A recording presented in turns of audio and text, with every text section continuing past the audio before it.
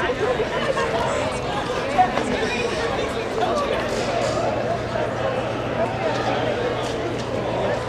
soon as the camera's pointing at you, we're good.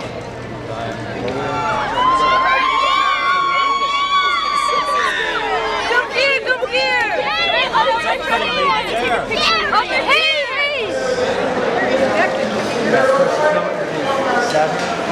How does it feel, Jared, to receive the Virtuoso Award from the Santa Barbara International Film Festival? Oh, it's quite an honor. It's such a wonderful thing, unexpected. Really, it's really nice. I'm really happy to be here. You've made some incredible transformations in your career. How did you go about finding Rayon? Rayon was just a long journey, discovery, trying to find this beautiful soul and bring her to life and share her with the world. It was an absolute joy to represent her and the Rayons of the world in this really beautiful film.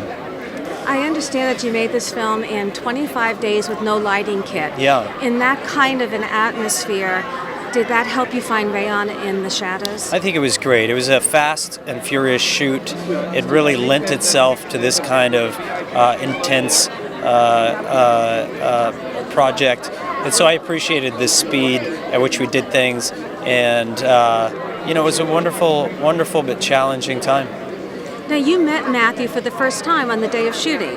When you started shooting, is what I understand. I met him on the last day of shooting, probably, or at the Toronto Film Festival. Yeah, I was kind of just self-contained, and Matthew and I were both there to work, and not to hang out and shoot the shit, as they say. But we were there to deliver, and we did everything that we could in order to focus and stay committed to the part. Yeah.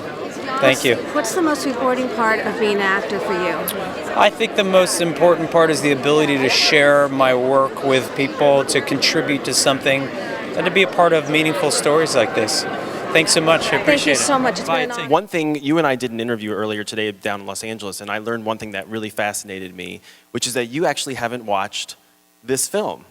And is that something that you decide as a rule not to do with your work, or is there something particular to this film that you want to wait and watch it at a different time? It's a part of the process that I don't really feel like I need to be a part of, I guess. If I was in the edit room, if I was directing the film, of course I'd be there and making editorial decisions. But for me, it's I think I was there on the set. I read the script. I know what happens, and it's good for me to kind of step away and give it some time. So generally, I don't stick around and watch it. One day I will. I'll take a look one day. Am I correct in understanding that you actually didn't have that much time between getting this part and filming? And if that's true, how did you go about deciding basically what to prioritize as far as the limited amount of time you had to get ready for this part? Well, you start at the beginning. And the beginning for me was meeting with transgender people, listening, learning. I had an interesting experience in my own personal life about a year or so before the script came my way. I was on tour with 30 Seconds to Mars, and I was doing a series of interviews with people all over the world, and I met some people at a mall in Louisville. This couple of young kids and their mom, and I was just really taken with them, and I asked if I could interview them at the show.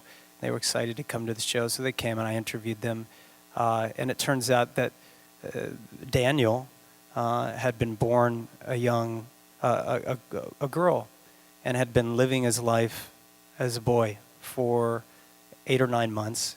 He was 14 years old, and we had this really beautiful interview about some of the challenges, trials and tribulations, about exploring identity and gender, and that experience for me really helped to inform the choices I made. I think other actors may have played Rayon as a drag queen, someone who enjoyed putting on women's clothing, but to me, I thought it was an opportunity to put a different kind of character on screen. And, you follow your gut and your heart, and you do the best you can to make people proud and to represent people with as much dignity as possible. And that's what I did for the Daniels of the world and for the Rands of the world. Of course, you can't make everyone happy, but you try your best.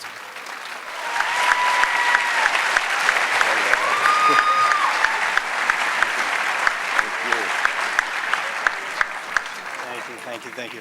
I do want to dedicate this tonight to the late, great Philip Seymour Hoffman.